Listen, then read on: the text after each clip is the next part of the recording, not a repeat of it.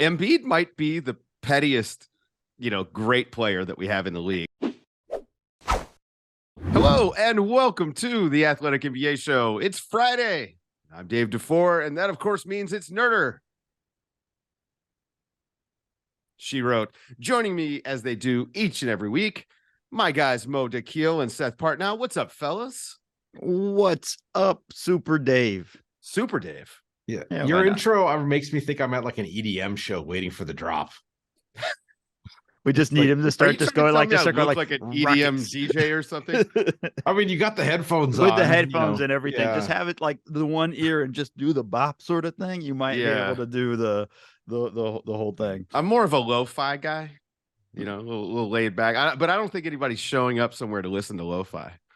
Maybe I'm wrong. If there is a lo-fi DJ set, somebody let me know. If it's out in LA, maybe I'll check it out and take a nap.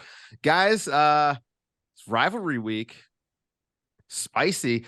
This has been, so far, I think it's pretty good. Wednesday night was nuts in the NBA. I thought leaning into some of these, historic rivalries, but also more recent rivalries, this whole thing with Golden State and Memphis, where I just wish Memphis needs to win a game at some point so that we can actually make this feel like a rivalry. But I like the action, and I like that the league's leaning into this and trying to make us care about these games. It's fun. Rivalries are great. And the best stuff I think the best rivalries come from playoff battles. And I think that's what we're seeing in this Memphis Golden State rivalry, all the way to, they win the championship and Klay Thompson claps back at the Grizzlies then, and I think there's a lot of fun with all of those things. I think, we've lost it a little bit. Seth and I did the Nets Sixers game on playback the other day. It was chippy. Like it was actually a lot of fun to kind of see a little bit of animosity. I want to see more of that, and I know this is kind of an old school, these guys are old friends or whatever and things. I want to see a little bit more of just the chippiness in general. Like, we don't like them. Yeah. Nets Philly. I don't think that they're friends. That's the one sort of rivalry that those guys are not getting along. I mean, Ben Simmons was out there pushing people. It was about as aggressive as I've ever seen him. Oh, there was a play where he kind of sort of went to the basket a little bit early second quarter, and it looked like PJ Tucker maybe elbowed him or punched him or something in the ribs, and he kind of ran back down the court going, I don't know. And then he went hard to the basket 5 straight possessions. He played hard that game. Yeah. Like that was an aggressive Ben Simmons game, like in general, like whether it was good or bad, who knows, but like he was aggressive in this game. It was like they turned the button on, and that's the Ben Simmons the Nets actually need. And Kyrie and James Harden kind of mixing it up a little bit, which of course, this is a little bit, that series is personal. That's pretty personal. One small one to pay attention to, Nick Claxton blocking Joel Embiid at the rim. Joel Embiid getting a dunk off of a cherry-picked play right after that. And then on his way down, shoves Claxton. It actually had flashes of, I don't know if you remember when the Shaq and Andrew Bynum game. Yes. Bynum gets a dunk on Shaq. Shaq runs down on the floor, grabs him, and gives him an elbow. Like it obviously not as prolific as those two, but like it was a fun little. I was just like, damn, we're here. We're getting this kind of stuff.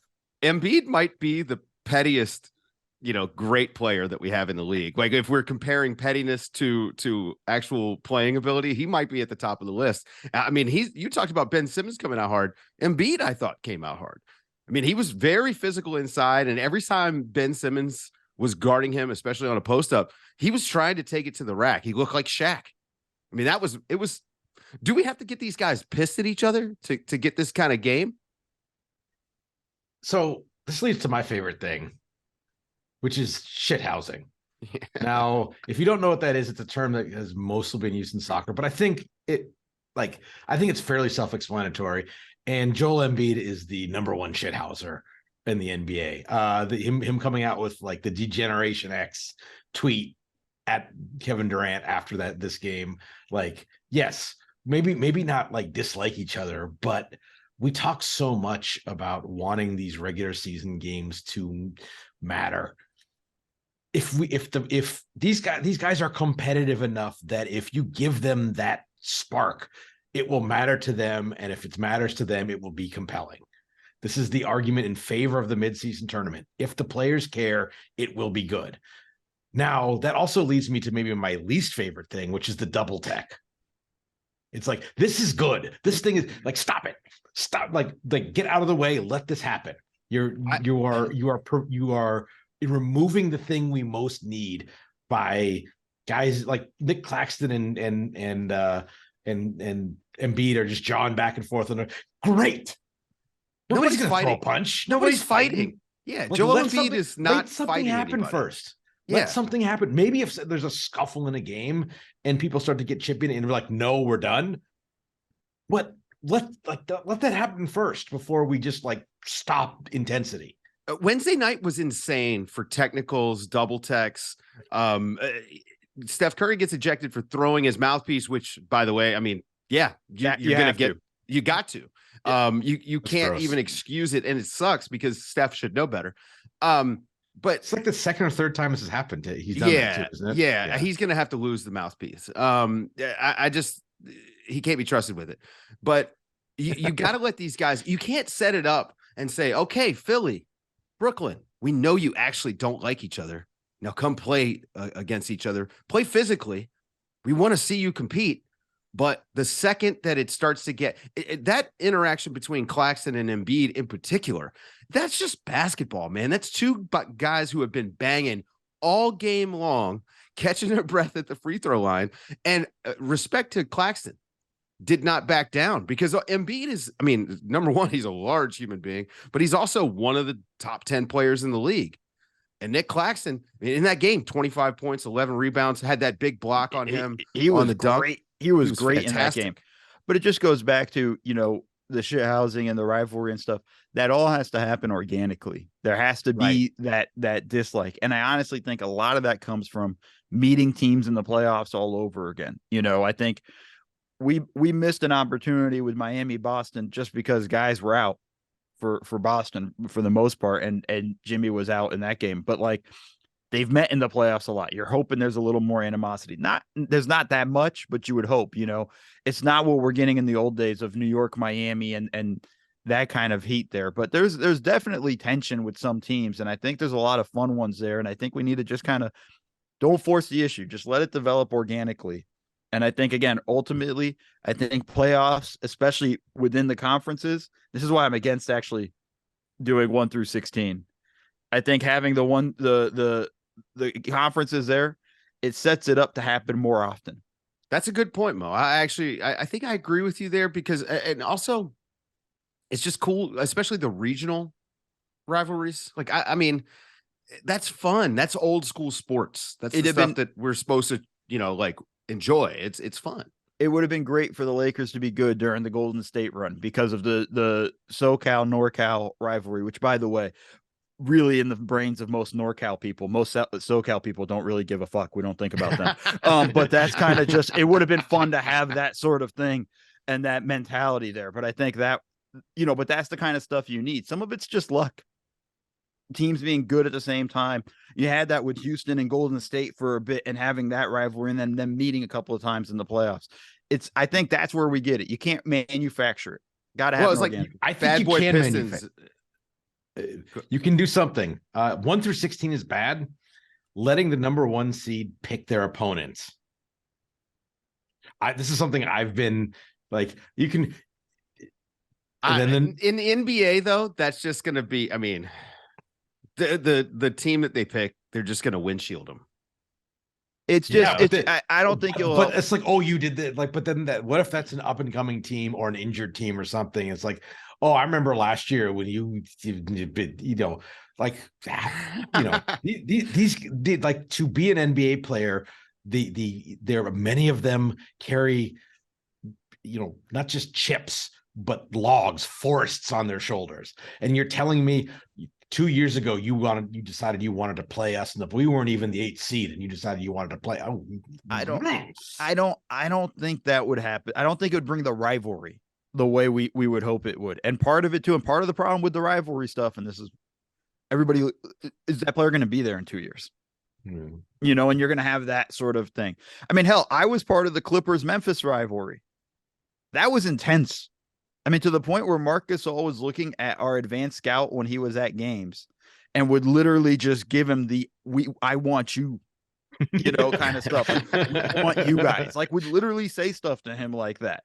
And I think you're having that kind of animosity. There was a ton of it. I mean, I had it for the city of Memphis just because I kept going there for the playoffs and they didn't have a movie theater nearby. Like, come on. But I think you get the rivalry going there. I don't think you can manufacture it, even with the I like the idea set, but I think it's a fun advantage for the top seed. But I don't think you get the rivalry at the end. Just adding Petty. Just let's add Petty. I like they're going to have it on their own. Yeah. We didn't create Joel Embiid. Joel Embiid just exists. Mo, you just mentioned you don't know if the guy's going to be there in a couple of years. The other thing is you don't know if the guy's going to be there from night to night. Take Denver and Milwaukee. Second night of a back-to-back for Denver. Jokic unavailable. He obviously has been dealing with a little wrist thing, but the schedule didn't really allow them to be at full strength for this marquee matchup. But this is two guys who are two-time MVPs going head-to-head in January. That is huge for the NBA. And both of these teams, by the way, pretty good. Milwaukee getting healthy, Denver the top seed in the West. This is like marquee basketball. And unfortunately, the schedule didn't allow them to give a couple days rest for both of these teams. Now, Denver and Philadelphia both off until Saturday when they're going to meet up in their rivalry matchup, which is just Jokic versus Embiid, which also, again, they're trying to manufacture it, but I like it. This is a good one. This is good booking. The two best centers in the league going head to head. I love it. But why couldn't we give Giannis and Jokic the same amount of run up as we're giving Jokic and Embiid? And again, it's scheduling 1,230 NBA games in, the 6 or 7 months that they try to get them. It's impossible. You're never going to please everybody. And then you can't control the injuries, but man, you can control the rest, especially for this sort of thing. And maybe we got to figure out a way.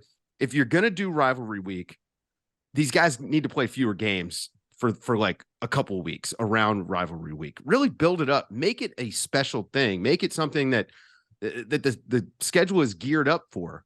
So these guys can be at full strength and we can see, playoff style basketball, which we got some of, but in January, I think that's kind of a big deal. So two things. One, Denver in particular is a tough, just because geographically, like they are the toughest team to create a schedule for the league, just to in terms of the distance they have to travel for basically every game. The other thing is you have to give them credit. They recognizing how this game's set up on the schedule.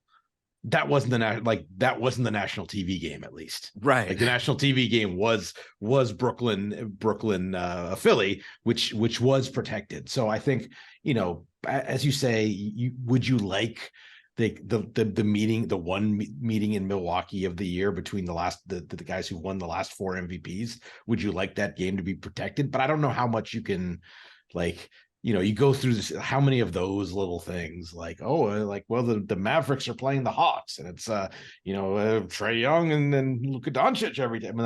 How many of those things can you go through and actually call out to protect and still fit everything in?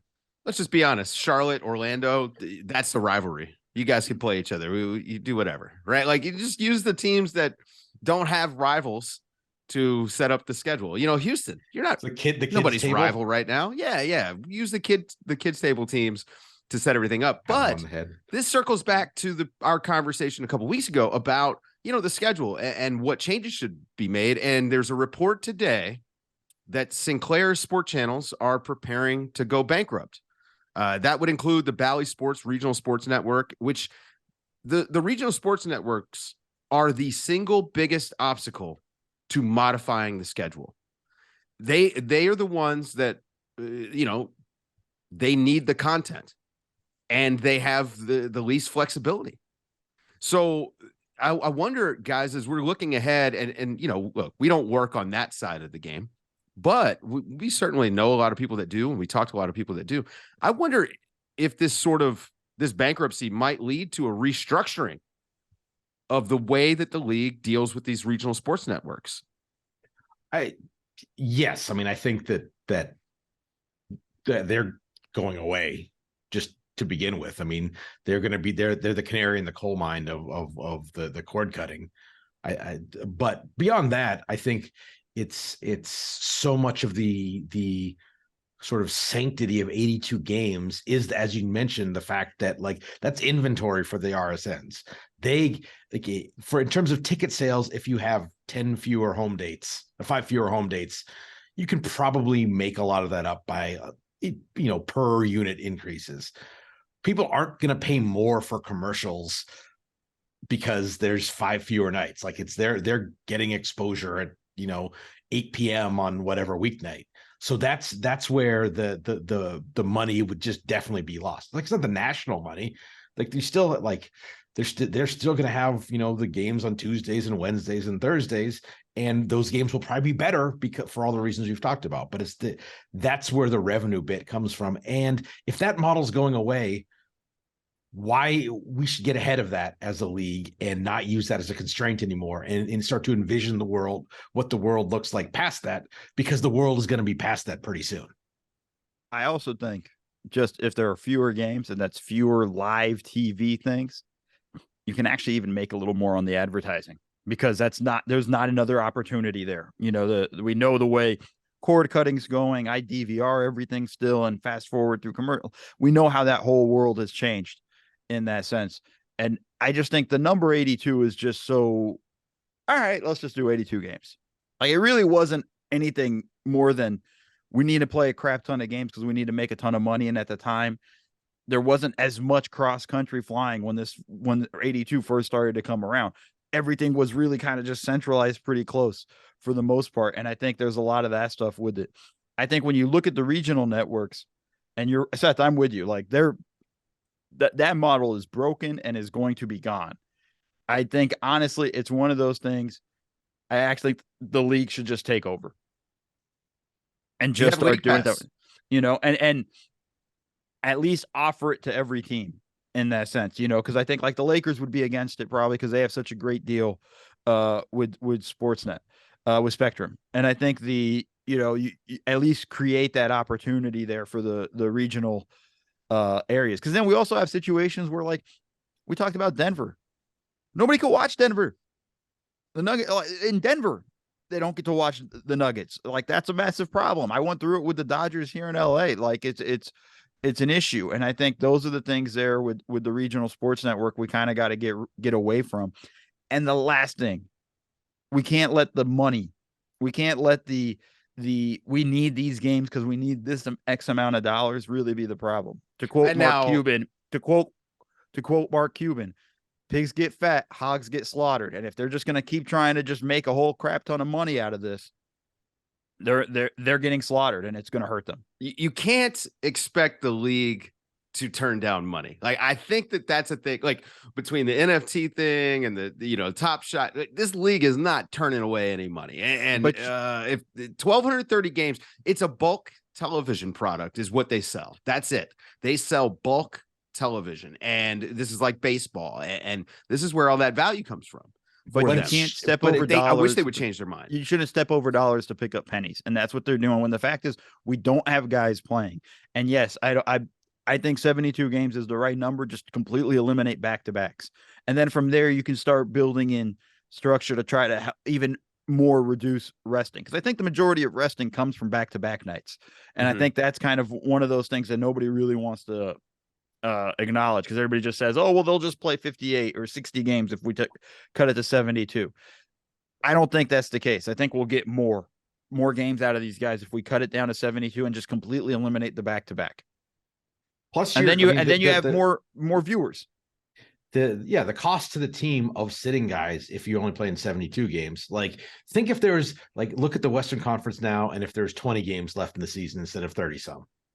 And we could sit a guy, but that's sitting a guy that could be the difference between the 5th and the 8th seed. and so that with those fewer games, you need each game more.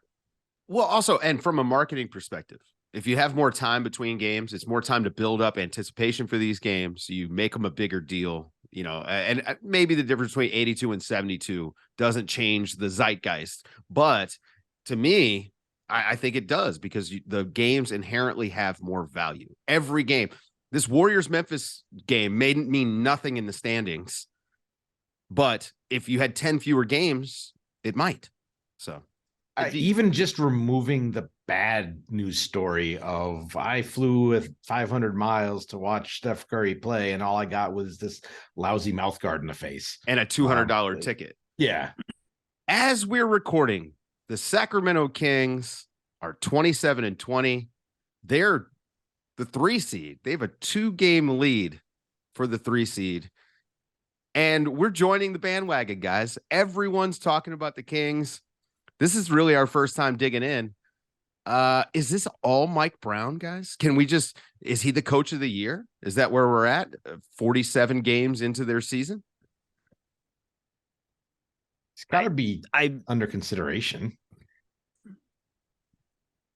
Absolutely up there in coach of the year conversation. Like there's no question. I mean, you kind of just look at the turnaround with everything that they've done. I think you look at him and you say, yeah, he's been a coach of the year. What they're doing offensively is so impressive. I don't want to say it's all Mike Brown, right? It's finding the cohesion with Domantas Sabonis and De'Aaron Fox. It's making a really savvy move from Monty McNair to pick up Kevin Huerter when the Hawks are trying to salary dump a good player. It's, finding value in Malik Monk. It's, picking Keegan Murray over Jaden Ivey. It's making a lot of smart moves in everything that they've done. I think this has been a perfect setup there.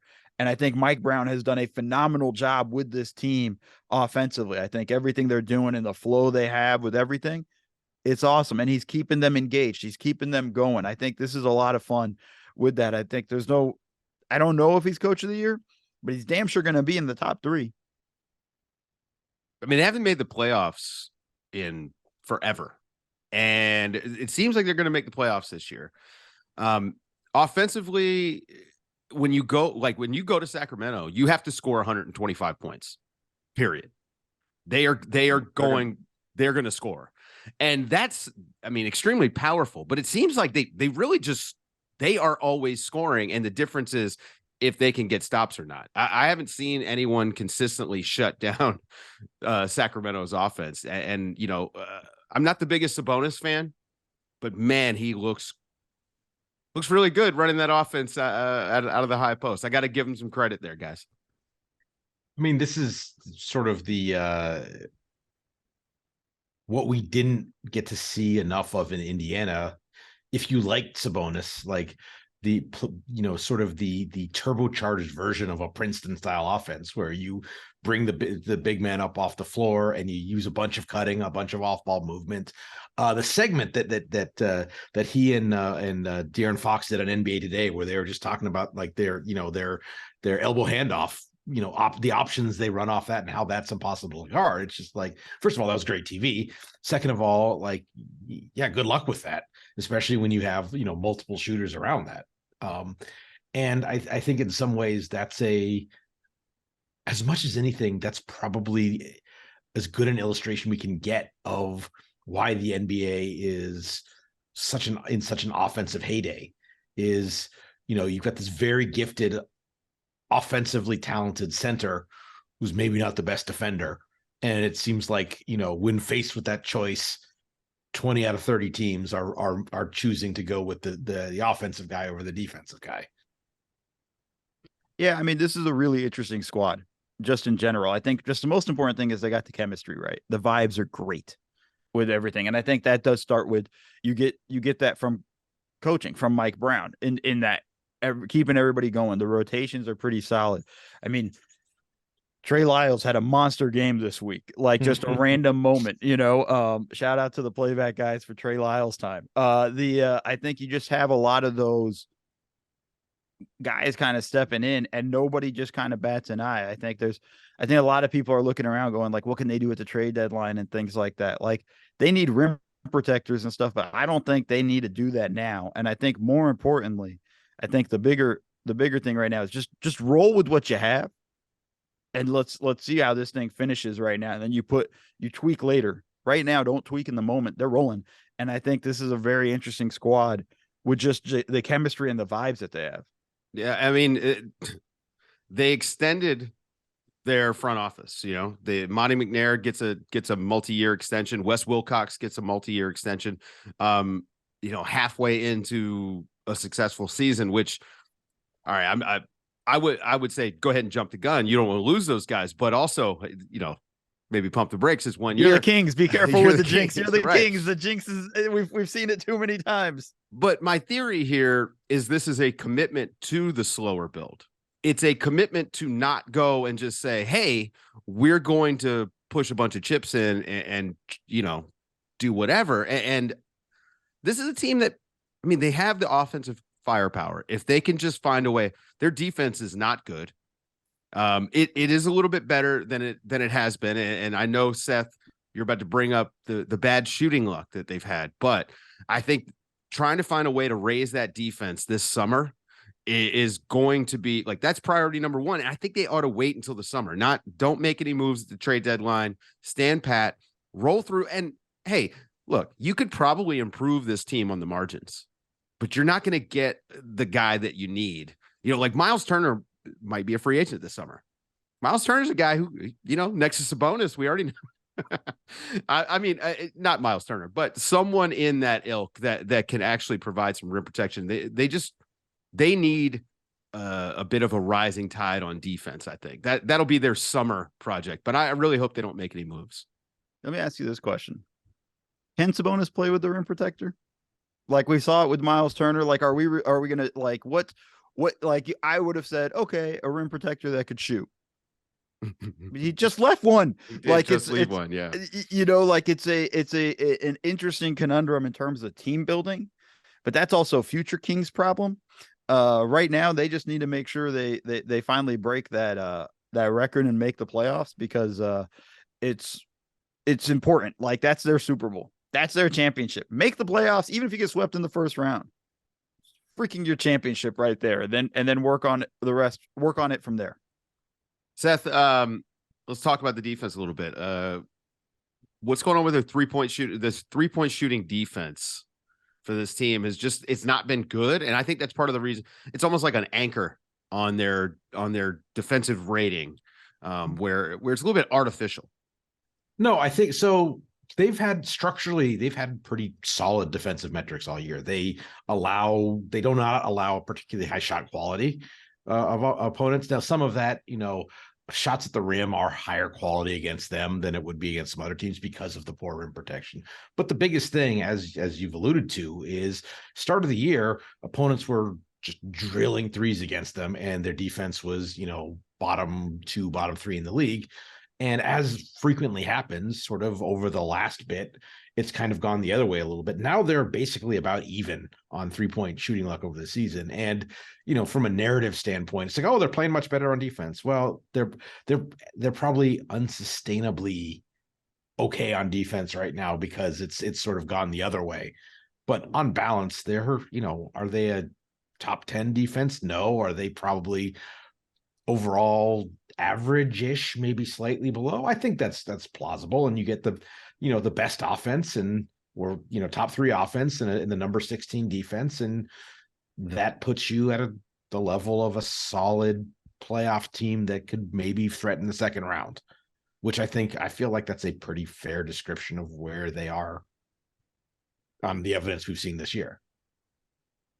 I don't know. I don't know if second round's pretty high, but I feel like their schedule also gets significantly tougher going forward. And I feel like there's going to be a lot of that stuff that continues on with it. And just fun little numbers thing. I know Zach kind of threw this out there at the on Buds, but 9-15 against teams that are 500 or better. As the schedule gets tougher and they're going to play better teams, that number needs to get closer to 500 and needs to be even in terms of that. That's a big thing. And they dropped a pretty bad game against the Raptors just the other night, where we're talking about how high powered their offense is, even at home. and they couldn't get 100 points. Like, there's still going to be some of that growth. And now they're about to go on this massive 7-game road trip. Like, it'll be very interesting to see where we're at. It's a great story right now. But is it going to be a great story all the way through the season, or are we going to end up just kind of saying, hey, like, it was a fun 50 games? Well, we're hoping they get the nerder bump and not the nerder dump. Yeah. Because, I mean, we've given too many teams the nerder dump this year where we talk about them and then the poor Pelicans just falling off a cliff. I will say that's I see what you're saying about, who they're getting their wins against. That's a bigger problem if you're thinking of them as like a possible threat for the conference finals. Like, would I pick them to make the second round now? Probably not. But it's not, they're not a hopeless first round playoff team that they're just there happy to be there. Like, they could win a round and then lose quickly in the second round. But that's still, considering where they were, just having that as your reasonable best case scenario is that why, for that relatively modest level of success, why is everyone in and around the team, in and around the city, in the stadium, which has been live, why are they so excited? It's just because that's such a change from what's come before. There's hope. It's Star Wars, right? It's what does this get? It's hope. And I think that's the thing. And by the way, there probably isn't a better home crowd than that Sacramento crowd when they get going. And no offense to Memphis, but we saw what they were during the Chris Webber days. It was absolutely rocking, and it's coming back there. And the Beam, genius, just fun in that side of it. And I think that's a big side of what they have going for them. You know what, though? They haven't had Sam Jackson come out and light the purple beam. You got to get Samuel Jackson out there. Maybe, do a Star Wars night and have him light the beam. That's what I'm waiting on. Guys, trade season officially open. We're 2 weeks away. Yes. Yeah. We're 2 weeks away from the trade deadline, which, by the way, we're going to do our Nerder stream as we do every single year. So we'll be live at the trade deadline. We're not going to go while the trades are happening. We're going to come in after, do our analysis. Andrew Schlecht is going to join us. So that'll be 2 weeks from Thursday. And so the Lakers made a trade, guys. They traded for Rui Hachimura. They sent a bunch of nothing, Kendrick Nunn, and some second round picks to get a look at Rui Hachimura in-house. Rui is a restricted free agent this summer. He's a young guy. I mean, he's got a good body, good rebounder, can shoot when he's open. I'm not sure what else he can do, because we haven't really seen him in a situation where, he's given a real chance to do some stuff. But he's going to go play with LeBron James. Anthony Davis came back the other night. They're starting to get healthier. The Lakers are. What sort of, I guess, when you're bringing in a guy this young, he's not a winning player. This is not a role player that is going to push you over the hump. They're taking a flyer on a young guy who might have some talent. How do you balance their goal of making the play-in, making the playoffs, with also making sure you get a good look at Rui Hachimura and put him in positions where you test him a little bit ahead of his restricted free agency? I'm going to disagree with you a little bit. You say he hasn't gotten a chance to do. He's got plenty of chances to do stuff with the Wizards. Okay, it's really bad team. And yeah, but I think that the worry more is that playing a young guy, plays on the perimeter, probably prefers to have the ball in his hands. That's the exact kind of guy who doesn't get to try stuff with LeBron on a LeBron team. So, has he done enough in his career to suggest that he can be just a spot up shooter defender? That doesn't really fit anything we've seen from him so far, does it? Well, I mean, he definitely is not a defender. No, but he has the prospect of being a little bit better defensively than he is. And I think some of that's a product of also just being on a crap team for so long. And, and then finally getting, and to the credit of the Wizards, they have better players that can defend. Kyle Kuzma is going to play over him and all of that. I think it'll be interesting to see how that evolves with the Lakers, with everything that goes on. But like, for me, it was just like, worth it for the Lakers. Flyer cost them 3 second-round picks. I know there's a cost to it in terms of just sending out those picks and what you can do in the future, but he's a restricted free agent. They get a chance to take a look at him up close. And, will he get the opportunity to develop under LeBron? I don't know, but that's not their concern. What they need to find right now are guys that can play. And you know what? He's an upgrade over anybody they have on their roster. And that's saying more about how bad their roster is for the most part. But besides, AD and Russ and LeBron, like, there's not a ton of talent there. And it's a chance to kind of upgrade and just see what you have. And maybe he's something, maybe he's nothing. But at the what it costs them, I think that's fine. And I also think it's a sign that, hey man, trade market might not be popping the way we think it's going to be. And that might just be the only thing that was out there. I'm worried that the trade deadline is going to be kind of dead. It's either that or it's going to be a flurry right at the last minute. It does seem like, from talking to people, that teams are on the fence about pushing to make the playoffs because everyone feels vulnerable. There is not a perfect team. I mean, Denver is a 1 seed in the West. You guys feel like they're a finals lock? I don't. Boston is it. Boston does. Boston feels like they're going to make a finals run as long as they stay healthy. I mean, I think this is one of these. It's the first year like this since I've been covering the NBA where I can't even point. I mean, could you whittle it down to 2 teams in the West? I don't think I could. And so when you have a situation where there's this glut of teams that feel like they might have a chance, I think you're going to see some teams keeping the powder dry. I think we could whittle down the West. I think it's a Denver and Memphis show right now. And I think we'll see, how that kind of plays out. I know Golden State's lurking with all of that and all their talent, especially with what seems to be a kind of ownership of the Grizzlies right now. I think it's a important thing to keep an eye on, but they've separated themselves a bit. But it's more just who is the sellers, the obvious sellers. Just looking at it right now, the Wizards aren't trading Kyle Kuzma. That's done. They traded Rui so they could keep Kyle and make a run at that. So they're 11th. That's, the Raptors, we have no idea what's going to happen with them, right? Are they going to blow this team up? Are they not? Like, nobody really knows. Maybe it's just we trade Gary Trent Jr. and that's the end of it. Maybe we blow the whole thing up. Maybe it's Fred VanVleet goes, but there's not like a massive, we don't know what they're going to do. Orlando doesn't have anything to trade that I feel like anybody really wants that they'd be willing to trade. Charlotte, like Terry Rozier really moving a championship somewhere. When you're going down that road, Detroit, I mean, Bogdanovich, but they've literally I feel like now have overpriced him with everything that they have. When you just go through the sellers of everything, now go to the West. OKC ain't making a move. Portland's looking to be buyers, not sellers, which whole other story. Lakers are looking to be buyers. San Antonio and Houston are probably your only sellers. And even San Antonio is signaling like, we want to keep Jakob Poeltl. And maybe that's bullshit. Maybe that's them trying to haggle on pricing and things like that. Or maybe they really want to keep him. I just feel like you're in a tough situation where, like, who is actually going to be sellers? I think this is going to be a pretty low-key trade market. Do you get excited about the prospect of Eric Gordon and Jayshawn Tate being, the big names out there?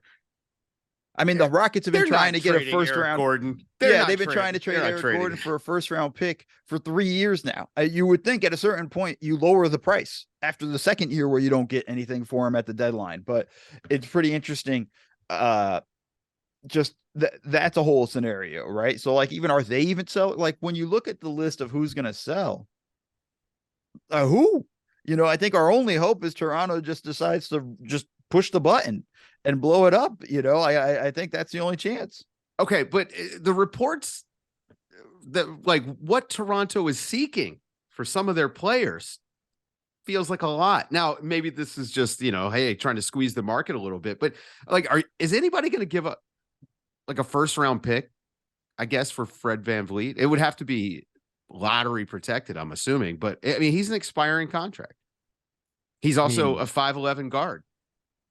One would think that if you're providing real first round plus value in that trade, one would think that there have been conversations. Perhaps, he just changed agents. So maybe you had those conversations before his current agent was actually his agent.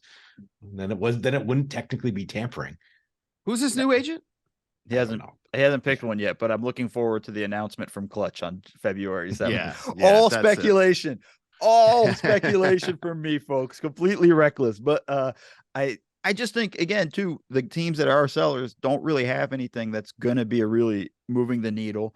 We have too many teams that have overvalued their own guys now at this point where, like, I'm going to take a shot at Detroit here. You want to hold on to Bogdanovich because you think next year you're going to be a play-in team? Like, that's just the wrong way to look at this thing right now. Get the value you have and then go from there. I just think they're, for them feeling like we need a unprotected number one or a young player of equal value or both or stuff like that. Like, there's not a lot of teams that have that. And I don't know what Detroit's building for next year. I think they need another year of just this, see what they get in this draft, and then we'll know. But like, from what we saw this season, and that's even with Cade before he went out, they were terrible. They looked really bad, and I was very high on them. So I don't know if, I think teams themselves have to be realistic of what they are and who they are, and I don't think we have that in a lot of places. I want to see teams try to win as quickly as possible, as much as anybody. But I think if you look at what Dallas has been struggling with, where they got Luka, he was too good right away, and they pushed the chips in too early. And now they're struggling. Well, not struggling, but now they're paying the price for that. I do think that's something that they need to be wary of in Detroit. And that seems like a good place to wrap it up.